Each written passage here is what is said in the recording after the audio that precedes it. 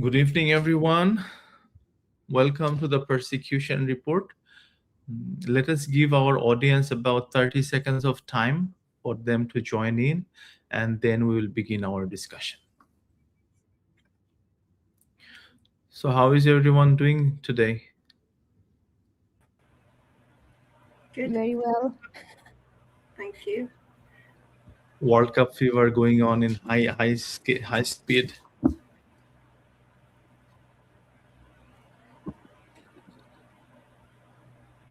Very How are good you to see. doing, Rahul bhai, where you are? What was that? How are you doing where you are? Good. It's all good. It's good to see you all. I haven't seen you in forever and half. Yeah. Anyway, I think we can begin now. Excuse me. Second. Excuse me. So again, good evening to everyone who's watching us live and who will hopefully watch us later on all around the globe. Welcome to the Persecution Report. 2 years ago, this summer, the women of this country were on the streets. We all know that.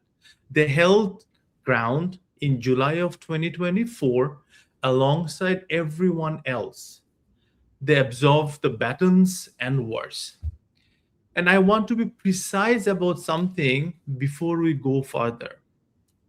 This was not a meeting, this was not a country, how to frame it? This was not a country meeting women's political power for the first time.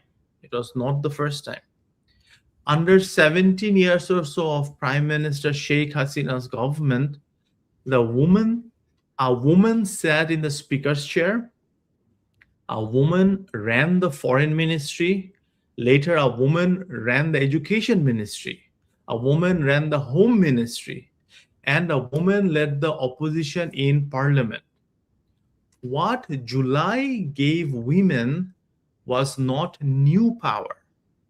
It was a different kind of visibility, claimed in the street rather than granted from above.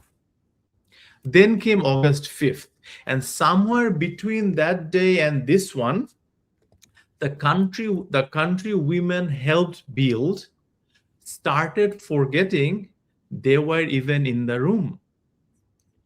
Tonight, our episode, we're calling it Visible in July, Invisible Sins.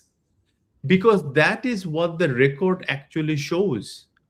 Not one villain, not one government's failure, a pattern that survived a change of power, a change of party, and great many promises.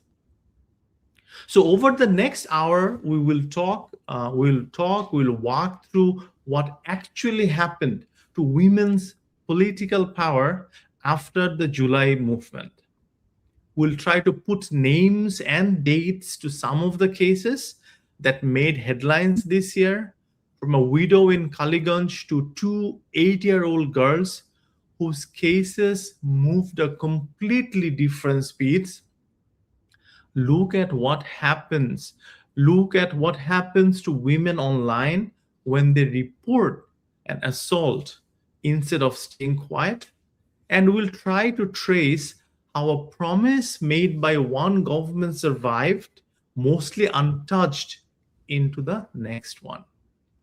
And we're going to ask a question we do not hear asked enough on this topic. Where are the embassies that lectured the rest of the world on human rights? And why have they had so little to say about any of what is happening in Bangladesh in terms of our topic? I'm very happy to say I'm joined tonight by my co-host, Anwar Sadat Jihan, who has put together a short data walk to open us up, and by two panelists doing the real work in this space. Good to have you, Jihan. You are mute. Oh, my apologies. Thank you for connecting today. and it's really good to be here. Thank you.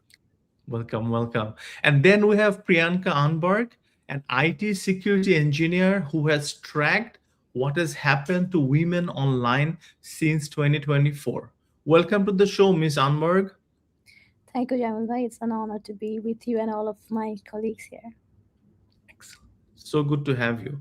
And finally, we have Jasmine Chaudhary, a senior public health practitioner based in the UK, who has spent years tracking exactly what we're about to discuss through public health data and from the vantage point of the diaspora. As always, it is good to have you with us, Ms. Chaudhary. Thank you, Dr. Jamil. It's a privilege to join you and the distinguished panel for this important discussion.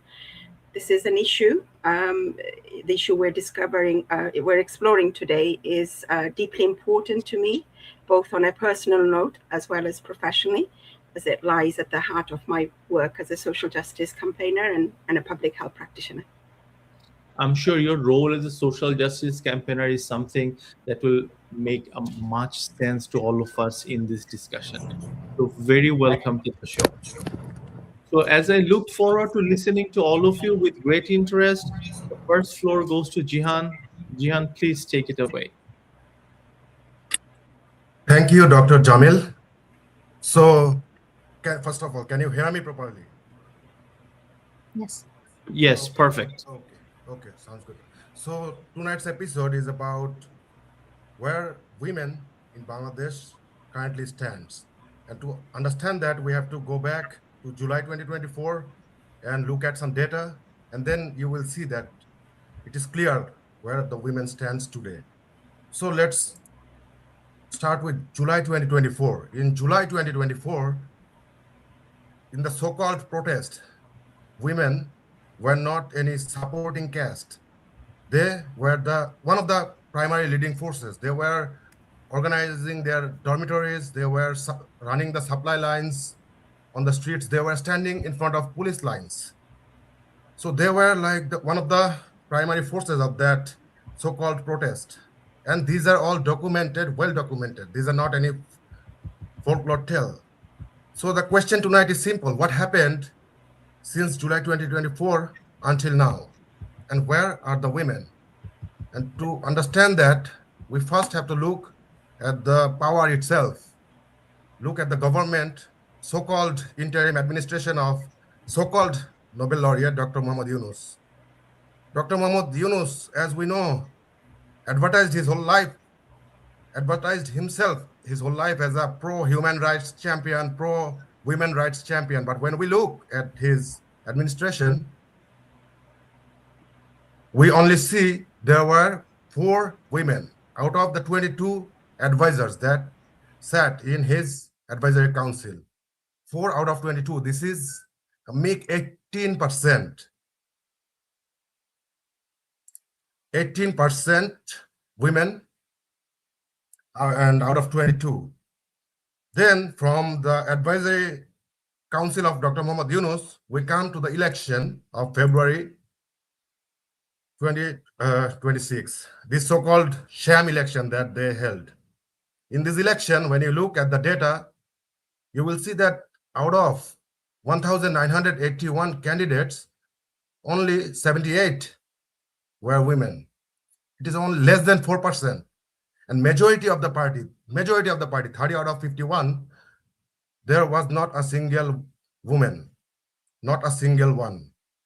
And Jamaat Islami, the open opponent of women rights, they claim that women are inferior, women cannot be in leadership. This is their philosophy, and it is completely visible in how they provided their candidate list in the election. There were 0 women out of 276.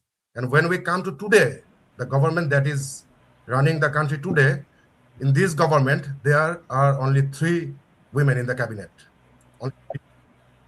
As you can see in this slide, there are only 3 women in the cabinet. This is the administration and government aspects of things, because that tells society how the society will run. And this is exactly visible from the violence against women. the data of violence against women. Bangladesh Mohila Parishad recorded 786 rape and gang rape cases in 2025 against the 516 in 2024. And most of those 516 happened after August 2024, after the democratically elected Awami League government was ousted. And more than half were minors, children. At the same time, Human Rights Watch also documented 706 or somewhere around there in 13 months total rape. This is the condition of women in terms of the violence that they're facing today. And why?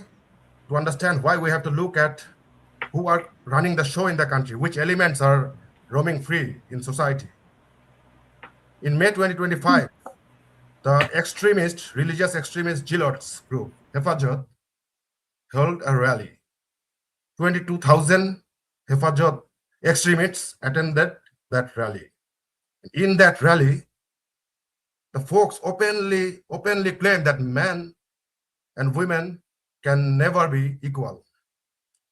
Dr. Jamil, what is most shocking is that at that time, the government's own religious advisor, AFM Khalid Hussain, was a vice president of that organizing rally.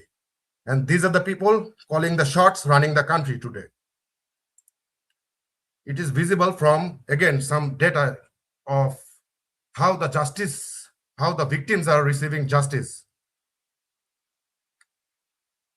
For the little child in Magura, Asiya, and in Pallavi, Ramisa, they got the national attention.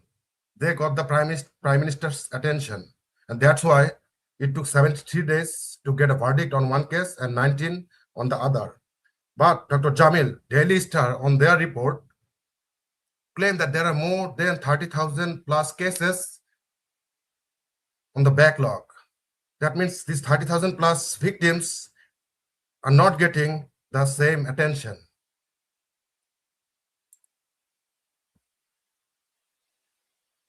So when we look at the overall thing, this is not we talking. If we look at what United Nations Women Organization, they said that the structural condition and structural barriers that are there in Bangladesh today would erase the leadership momentum that women built in July 2024. So that is why we are calling our episode today Visible in July, Invisible Since, because the women are nowhere to be found and they are not having the same level of protection as the other half in Bangladesh today. Back to you, Dr. Jamil.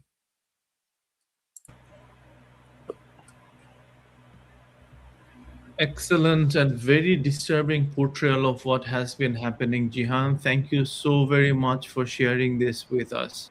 It is indeed astonishing for a country that was one of the biggest examples in today's world in terms of women empowerment and women leadership, specifically through the drives of Prime Minister Sheikh Hasina. We see what it has come down to. Thank you, Jihan. So now let us put some ground truth underneath the numbers and statistics that Jihan has shared. Ms. Chaudhary, I'd like to come to you now. You, as a health practice personnel, as a health equity proponent, you watch all of this from outside of Bangladesh, outside of the country, through the public health data. When you look at these numbers, like 4 out of 22 in the Jamaat Yunus administration, or then 30 of the 52 parties did not even nominating a female candidate in the national election, does that read to you like an oversight, or does it read like a decision to you? Thank you, Dr. Jamil, for your question. So let me state clearly from the outset, it reads like a decision to me, not an oversight. And here's how I would frame it as a public health practitioner. When you talk about representation, having a voice is a determinant of health. So when women are not in the room where policy gets written, policy gets designed, the policies that follow do not protect women. Let's just be clear about that from the beginning.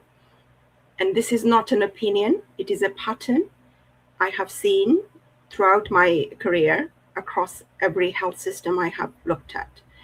I would encourage framing this discussion also through the social justice lens, because this issue is much bigger than just electoral statistics. It's about the kind of society Bangladesh is becoming. So the figures themselves, as you've described, and Mr. Jihan has described throughout his presentation, are stark. Only 4 out of 22 parties have fielded any women candidates at all, and while 30 parties have fielded none. That is not simply a disappointing statistics, it is a profound democratic deficit. Women's equal participation in political life is the cornerstone of any representative democracy. So when so many political parties fail to nominate even a single woman, it raises serious questions about whether women's leadership is genuinely valued, whether they just will be excluded, silenced from positions and political power. And Bangladesh Mohila Parishad, as Mr. Jihan has alluded to, they asked this obvious question about a year ago when the National Consensus Commission was writing the rules for this very election that we are discussing. They asked, how do you write the rules for women's lives without a single woman writing them? The answer the country got back was a 5% minimum for women candidates. Most parties failed, as we know, did not meet that requirement. They failed to even meet that requirement. So when it came to the reserved seats, where carved up after the election, women's organizations had a name for this, a charity quota, not power. It was viewed as an allowance. This is particularly troubling because when you look at and we've talked about, you've touched on the aspirations that were promoted, that inspired people to come onto the streets. Many women who led some of the movements in July 2024 were inspired by the values that were widely promoted about building a more just, more inclusive, and a democratic Bangladesh, one where every citizen, regardless of gender, could participate equally in shaping the country's future. Those aspirations resonated with millions of people who wanted a society founded on equality, accountability, and human dignity. Yet what many of us have witnessed since the 5th of August is deeply concerning. Extremist and fundamentalist voices have now, who have historically opposed equality and participation, women's participation in public life, appear to have become more prominent in public discourse. Some of those groups have openly challenged women's rights. They've questioned women's place in leadership and opposed universal human rights principles.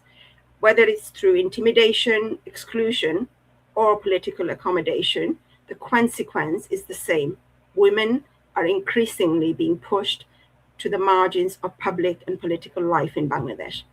And as you mentioned, I watch this from the UK, but I have colleagues, friends doing frontline health and social work in Dhaka and around Bangladesh. And they describe there's a consistent pattern developing here. The women who were most visible in July are the ones who got pushed furthest to the margins after August 5th. That is what happens when nobody in the room is obligated to fight for a different number. And it is doubly hard to watch because the infrastructure for women in power already existed in this country, as you've also touched on. It did not survive this transition following August 5th. Back to you, Dr. Jamil.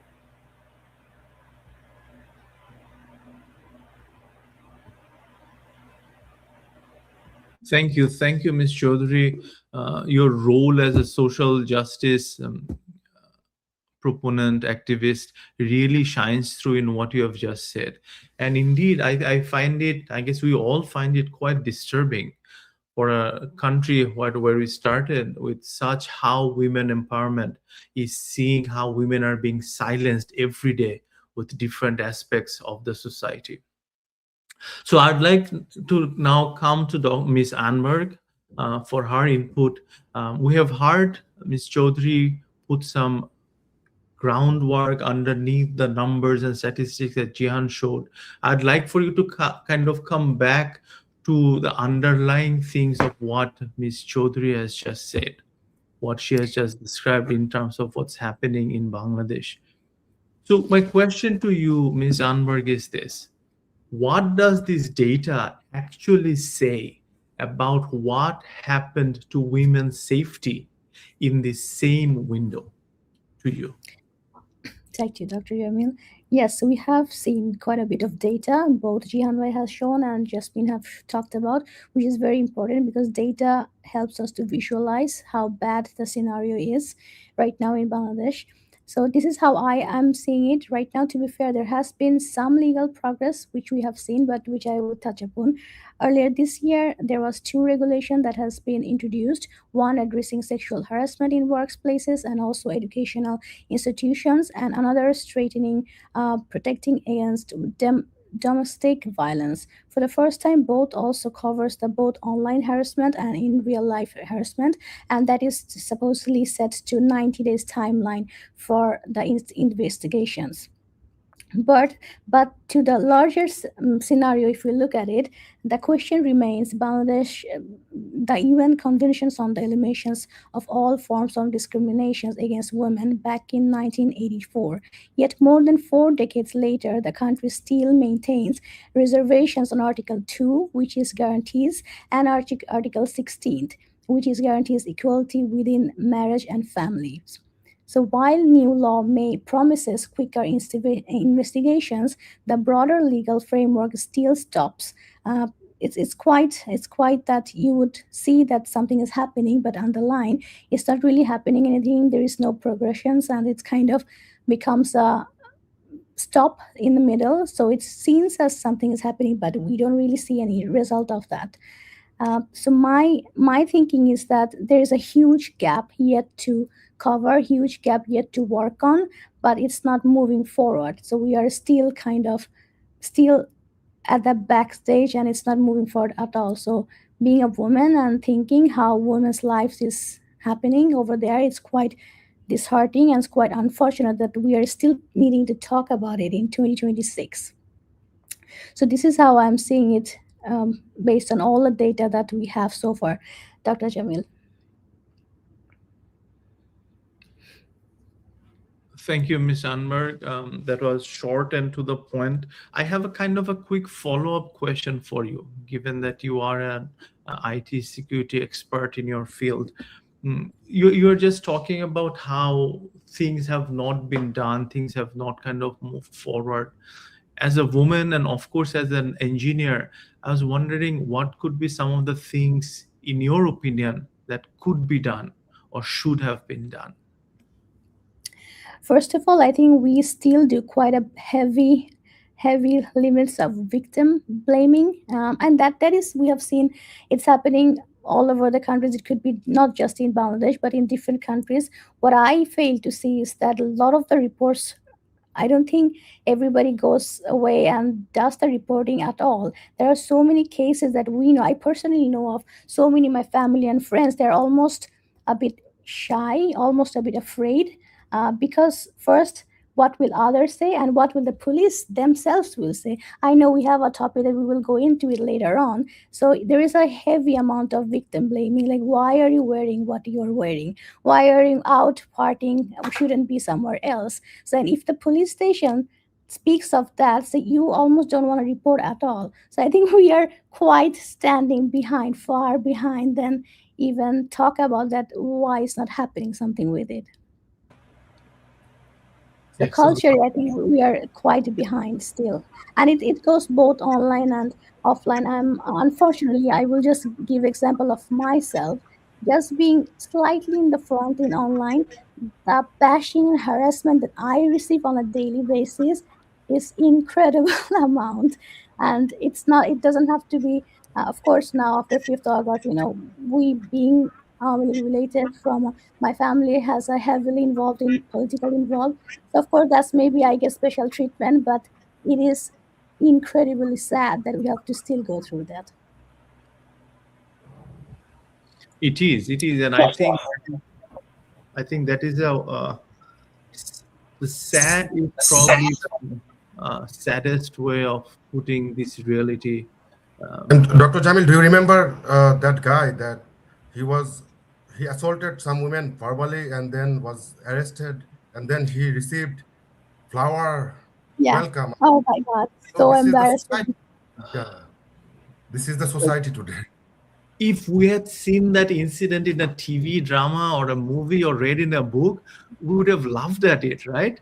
That this is so nonsense, this is so fake. Nothing like this happens in real life. But this is real life. And on top of it, many of the people who are cheering were the students of Dhaka University, right? This is our highest educational institution of the country. It just does not make sense at all. And as Mr. Anberg was saying, like the whole culture of that victim blaming, and more importantly, as Muslims, we feel being raped is our fault, or society makes it sound that way, right? The whole notion of we have to keep it a secret. Worst cases, the victim is forced to get married to the rapist. Like, I really cannot fathom, and I'm not even a woman, right? I really don't know the amount of trauma that person must go through in such situations. Only last week or so, I read that a child who was raped, and everybody knew the culprits, and then the families and the agents of the culprits sat down and said, in the name of Islam, let us forget this and move forward. This came in the newspapers. And this is why Absolutely wrong, isn't it? This is something that you would think would happen in the dark ages, and in 2026, this is just unimaginable. Any part of the world, it's not something that you would expect in any civil society, would you? The saddest part is that I feel like since 5th August, these scenarios has been more normalized by our quite a bit of social shamans that we know of, and both the social part and also the maybe a bit not that educated, but even I think we have been doing quite a normalized. We have bashing people, yelling at people, naming them, ripping their clothes off on the road. That is quite normalized now, and they just it's just mobbing. They had some feelings from whatever. It should be all right. So it should be all right. So can you imagine people like us that are quite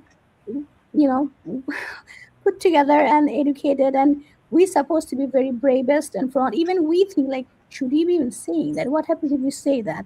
What happens to our family that are still in Bangladesh? What happens to them? I back of my mind, I do think of that. So I'm not shy of saying that. I do think of that. What happens to them if I say this? They will find them. Of course, and we thought that now that an election has taken place, a new government has come to power, perhaps the dark times of the Jamaat Yunus regime would be over, but it is not. You're talking about normalizing the crimes. Look at all the killings that's going on. With the tag that you are somehow related to Awami League, if your death, your killing is being justified. We kind of digress from our topic about women, but this is a very, very powerful example about normalizing crimes, and the government is not doing anything. So let us move on to our next question. I'd like to come to Ms. Chaudhary with that, if I may. So for the last several minutes, we have talking about what is happening in Bangladesh in terms of numbers, in terms of context. And then Ms. Anberg just talked about several of the things to make it concrete. I was wondering the examples that is happening, Ms. Chaudhary, if you could walk us through what specifically happened in Kaliganj, Bangladesh, please. Sure. So the case in Kaliganj is deeply disturbing, not only because of the horrific violence inflicted on one woman, but because it reflects on a broader pattern that we have been discussing, that many women's rights advocates in Bangladesh and beyond Bangladesh have warned us about. So in Kaliganj, we saw a 40-year-old widow, a Hindu woman, who alleged that two men, Shaheen and Hassan, raped her, then tied her to a tree, cut off her hair, filmed it. The video was circulated. Two more people were named as Rupali Khatun and Musammad Mukhtar, were named in the public humiliation of this particular victim. Only one of the four, Hassan, was ever reported arrested. Now, we checked on this case ahead of tonight's episode, and what we found is a charge sheet, a trial date. None of this, there is nothing. And as of this recording, nothing in the 6 months that have passed other than silence on this case exists. And this case actually made the international headlines in that week when it happened. So you could imagine, what is happening to the thousands of cases where it doesn't even make those headlines. So this is not simply a failure of one investigation. It sends a powerful message here about whose rights are protected, whose suffering is allowed to fade from public attention. And when survivors see cases of such gravity languish without any visible accountability, it undermines the confidence in rule of law. Justice delayed in any case of gender-based violence, as we know, is not a procedural issue alone. It becomes a form of injustice in itself. It emboldens perpetrators, discourages survivors from coming forward, and it reinforces a culture of impunity. There is a connection worth making here on what Mr. Jihan referred to earlier on in his presentation. So he discussed the Hafazot's rally in last May, the one where they were demanding that the Women's Commission should be scrapped. There was an incident at Dhaka University's TSC, where a hanging portrait of a woman stuck with shoes, sari torn off. The organizers claimed this was targeted at a Prime Minister, Sheikh Hasina, as if that makes it justifiable. So, they intended to say this didn't apply to women broadly, but the image that traveled was a crowd of men. What we saw was a crowd of men publicly desecrating a woman. This is the image and there is symbolism which does not, it doesn't need a court case. It only needs an audience. So put the two things together side by side. A widow with no charge sheet 6 months later, a rally where humiliating a woman's image was the visual that made all the news. Impunity here does not always need a religious permission slip, but when it does, it moves faster. So societies communicate value not only through laws and policies, but through what they tolerate, what they celebrate, or what they fail to condemn. Public acts that demean women contribute to an environment in which misogyny is normalized and violence against women and girls becomes easier to justify or dismiss. And these patterns should concern anyone who lives in a civilized society, anyone who's committed to democracy and the rule of law, irrespective of any political affiliation. And as Ms. Anberg alluded to, Bangladesh has also made some commitments under the Convention of Elimination of All Forms of Discrimination Against Women, under the CEDAW, in short, agreement. I would also like to sort of add the Sustainable Development Goals, particularly SDG 5, on achieving gender equality and eliminating violence against women and girls.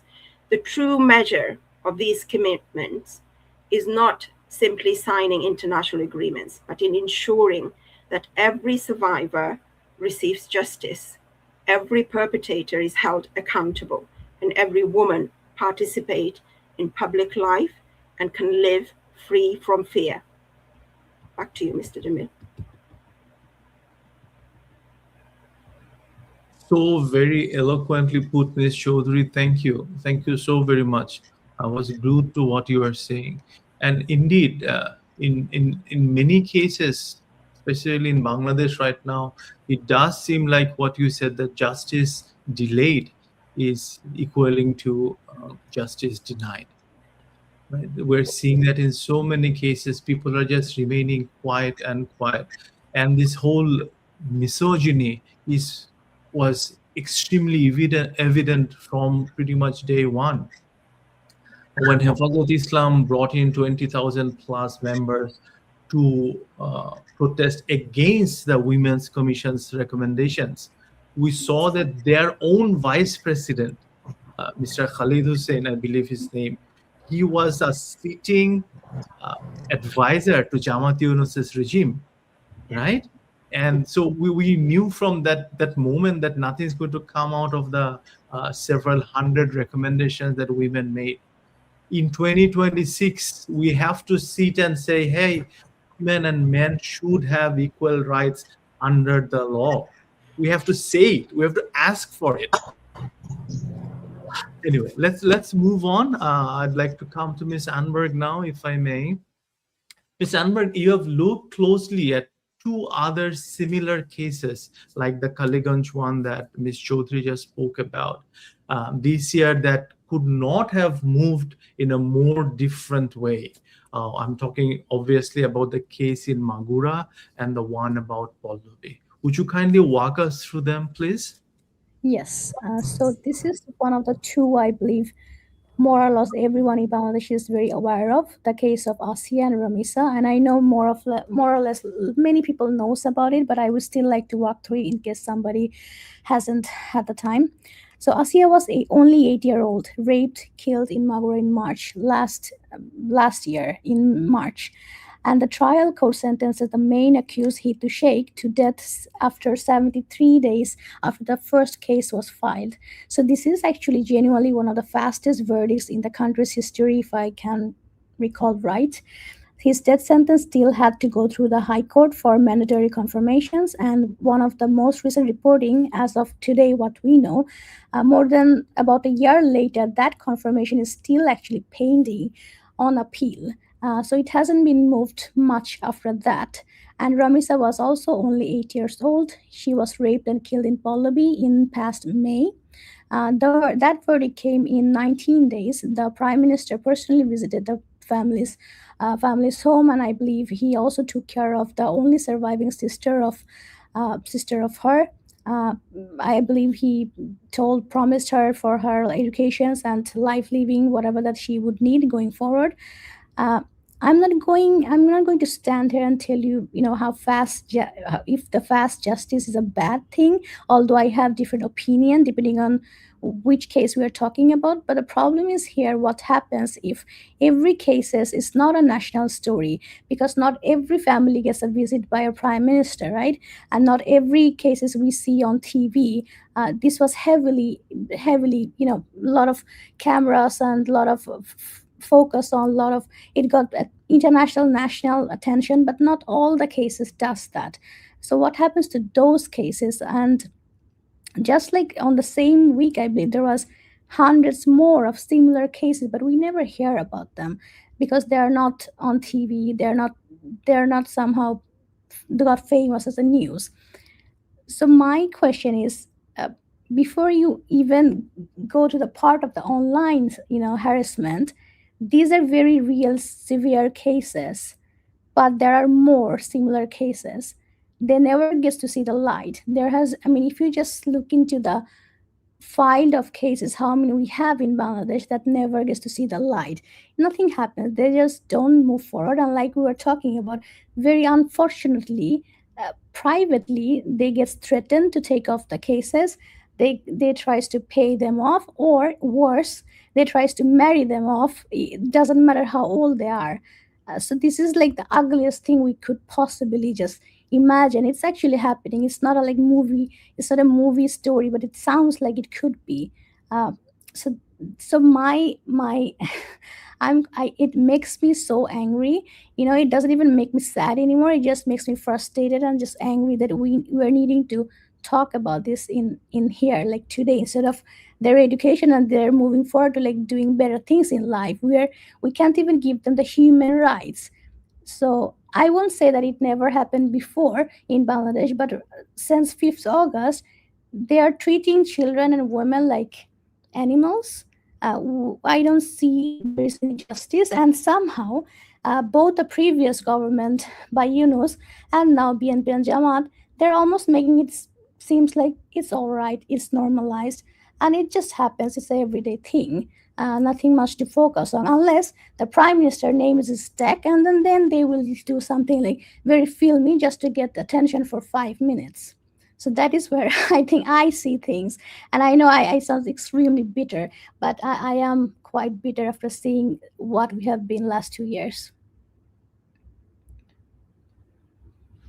Thank you, Ms. Anmark. Bitterness is indeed going through many of us watching what has been happening to our country for the last couple of years. Just a quick follow-up to you, Ms. Anmark. As a woman, I'm leaving your IT engineer specialization on the side. As a woman, if you could imagine this bitterness growing in you for hundreds and thousands of women in Bangladesh, what could be a possible outburst of that, you think? You can only you can be only silenced at a certain time, and I believe women has been silenced based on the circumstances they are, being feared, no money, not much educations, perhaps family pressure that you just have to be quiet or nobody will marry you, that kind of thing, and very unfortunate. But I think women will raise again, because there are women like us still speaking, and there are hundreds and thousands more are speaking, maybe not perhaps on these talk shows, but they are trying the best they can, being the circumstances they are. It's very hard. I think it's, for me, I'm very privileged to be sitting here and speaking what I want, but it's not that easy in Bangladesh. It's very hard. So sometimes I know even I sometimes end up saying like, why are they quiet? How hard is it to speak up? But it's unfair. It's not that easy. Only the person that are in that circumstances in Bangladesh, with the fully government funded culture that's being fed right now, it's very hard, and you don't have the power to do that. You are almost believe that the quieter you are, the better for you going forward. But I would still hope, Dr. Jamil, that our women will start to speak up, whether by voicing, whether by writing, whether by being, anonymous, but write somewhere, tell someone. If you can't, tell a friend, tell a family, or ask someone else to be your voice, something. And this ties in very well with what you said earlier about people being afraid. Even those of us who are perhaps not in the country, we always think, what would be the consequence of our actions, our words, to our families and friends back in Bangladesh, right? Yeah, and I'm absolutely. sure it's more so for the people who are living in Bangladesh. And another point to think about why perhaps many are still not opening up is because we have seen examples where women who have spoken, who have opened up, were actually killed, right? And nothing has been done about that. So those are examples that, hey, I'm free to rape you with all my goons, but if you protest, if you say something or do anything about it, your life or your family's life will be at stake. So it's beyond bitter. So I'd like to now come to Mr. Jihan. please. Jihan, you have been sitting, listening to us after your wonderful data walkthrough. My question to you now is this. So you built our data walk tonight, connecting the Jamaat Yunus regime straight through to the current Jamaat BNP regime. Some people might say that that is not fair. The Jamaat Yunus regime was in power for just little over 18 months or so, and now the Jamaat BNP regime has been there for about 6 to 8 months or so. So this may not be fair. So please make the case for why you are drawing that line, drawing that connection anyways. Jihan, to you. Thank you, Dr. Jamil. So let me start by saying it. Morning shows the day. Morning shows the day, how the day will be. Now I'm going to make my case very carefully here, because a careful case is more important than a loosely tied one. And I'm going to try to look into evidence, because evidence matters. And in this show, we don't talk nonsense. We try to portray the situation as exactly as it is. And what the evidence suggests is that the condition that women are facing, there are some reasons behind it. And the reasons are structural conditions in Bangladesh, weak enforcement, survivor intimidation, and then, as Ms. Anberg has said, victim blaming, low political representation, and unimplemented reform. Now, all these reasons were there under the Yunus administration, and they crossed over the finish line to this BNP administration untouched. Nothing happened. And if we look at one example, one single example, it will be clear. In November last year, when Tariq Rahman was still a leader in opposition and was campaigning for election, he pledged a 5-point pledge on women's safety, both online and offline. Throughout his campaign trail, he said that he envisions a Bangladesh where mothers and sisters will be able to walk safely and freely. And this is a direct quote from his campaign. But 4 months into his government, on June 13th, a BNP leader, a ward level BNP leader from Jubodol, Mr. Shofik, I believe, he was caught on camera live assaulting a woman. And then the law enforcement also has seen that video. They have accepted that they saw the video, but as of now, there is no arrest that we can see. Now, as I have said, morning shows the day. We have to understand what BNP is. Let me ask all three of you and my audience, how many of you remember the name Sabekun Nahar Soni? Sabekun Nahar Soni from Bangladesh University of Engineering and Technology, BUET. She was killed during the BNP government. So many people remember the name Abrar Fahad, right? But there was also Sabekur Nahar Soni. She was killed by Chatrodol, the BNP's student group. So this is the same BNP. This is the same student group that are calling the shots now. And their chief, Tariq Rahman, even before July 2024, was a convicted criminal on multiple cases with verified evidence from organizations such as the Federal Bureau of Investigation of the United States of America. These are no nonsense case, no nonsense evidence. These are documented facts. Tariq Rahman is a convicted criminal who is now running the country. So what can you expect, Dr. Jamil, from a convicted criminal who is convicted of grenade attacks, who is convicted of corruption and all kind of not so good deed? So it is not that nothing changed. So many things changed. What did not change is that how women's safety are ensured. And whether it matters, the attackers belong to the party in power or not. Till we cannot fix that situation, till we cannot remove all these barriers, all the conditions that are documented by Aino Shalish Kendro, Human Rights Watch, UN Women, the situation of women will continue to deteriorate. Back to you.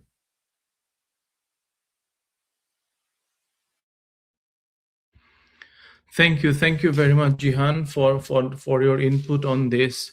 I'm sure very few of us perhaps remember the Sony murder case, and that eventually what came or what actually did not come out of it. Many people are still talking about the Abrar Fahad case, but we know the outcomes of those were very visible. Even no, I mentioned it because sometimes to me it feels like that the value of student league members, the value of their life are a bit less, compared to the life of, that's how I feel. And that's why I had to mention that name. Of course, and as we all should, nobody is claiming that any of our political parties are free or all sins, all corruptions, all crimes. But we have to compare apples with apples, right? Otherwise, it will just not make any sense to any one of us. Let's move on to Ms. Chaudhary now. She has been quietly sitting and listening to all of us in the meantime. Thank you for your patience. So, Ms. Chaudhary, let us talk a little bit about where the resistance to reform actually came from. Take us through what the Women's Affairs Reform Commission, which you briefly talked about earlier, actually proposed and what happened to it, please. Thank you. So the Women's Reform Commission, at least on paper, represented one of the, I would say, most ambitious attempt to address the structural inequalities that affect women and girls in Bangladesh. Its recommendations, which it was 433 recommendations, if I remember correctly, including measures on equal inheritance through an optional civil framework, criminalizing marital rape, equal parental rights, increasing the direct representation of women in parliament. These were all intended to stimulate a national conversation about equality, justice, as well as sort of constitutional rights of women. We saw, as was, 3 weeks after the commission made these recommendations to the interim government led by Muhammad Yunus, more than 20,000 people were in Sorardi Uddan telling the government to throw the whole report out. Hafazat's leadership read a 12-point declaration where Maulana Mamunul Haq told the crowd that the commission had insulted religious majority, and sitting inside, as you have alluded to earlier on, sitting inside the government, and was the religious affairs advisor, AFM Khalid Hussein, a vice president of that very organization, applying the pressure from outside. So this is, deeply disappointing. And this is, disappointing because how quickly that conversation, if you like, became polarized with strong opposition from influential religious groups and public demonstrations calling for the recommendations to be withdrawn. None of it passed till today. Not marital rape criminalization, not equal inheritance, not the 600-seat parliament. And the Guardian's UK in the UK own reporting actually was quite direct about this, how Islamist resistance forced the government to abandon the equality proposals outright. So this is equally concerning, and I guess the silence around this is equally concerning. So many public figures and institutions that have historically championed human rights at that moment when fundamentalists were protesting in the streets about sort of universal human rights principles against the sort of fundamental rights of women, there was silence, and we know. History has told us time and time again, these silences have consequences. It can create the perception that the opposition to women's equality carries little political or social cost. So the public debate following this, we've talked about the horrific rape and murder of the young girl in Mogura, for example, also illustrates how this matters. So following this incident, this horrific incident involving this young girl, Jamaat's chief, Shafiqur Rahman, chose not to talk about the rapist, not to talk about the horrific, the crime that was committed, not to talk about the justice and the tribunal to bringing the perpetrators to face the full weight of justice, nor the sort of backlog and the delays. He talked about moral degradation. And he pointed out how Indian television was behind all of this moral degradation. So, this is kind of, it does make us feel very angry, very frustrated. And it's quite outrageous when, when you talk about people, instead of talking about this horrific crime and bringing full justice to the victims, they call on stricter Sharia enforcements. That not only is, it's only not only celebrating almost the rapists, but when a nation is grieving an 8-year-old, choosing to talk about foreign television instead of accountability in its own kind of answers, what kind of people are in charge in Bangladesh right now. Back to you, Dr. Jamil.